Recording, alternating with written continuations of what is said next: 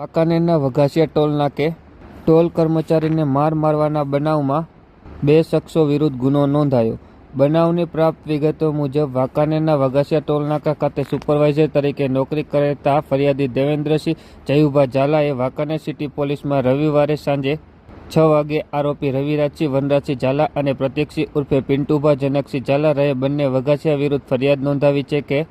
બંને આરોપીઓ વઘાસિયા ટોલનાકે પોતાની નંબર વગરની ગ્રે કલરની અલ્ટ્રોઝ કાર લઈ આવી ફરિયાદી સાથે બોલાચાલી કરી તે અમારું વ્હાઇટ હાઉસ અંદર ચાલતું નકલી ટોલનાકું બંધ કરાવેલ છે. હવે હું તને કહું તે ગાડી તારે અહીંથી ટોલ ભર્યા વગર જવા દેવાની, બાકી મારી પાસે કાયમ લાયસન્સવાળી રિવોલ્વર હોય જ છે, ગમે ત્યાં ભડાકે દઈશ અથવા એક્સિડન્ટમાં મારી નાખીશ તેવી ધમકી આપી માર મારી છરી વડે મારવા જતાં તે પડી જતાં ફરિયાદીનો બચાવ થયો હતો. જેથી આ મામલે પોલીસે બંને આરોપીઓ સામે આઈપીસી કલમ 384, 385, 323, 504, 506, 114 તથા જીપી એક્ટ 135 મુજબ ગુનો નોંધી વધુ તપાસ શરૂ કરી છે.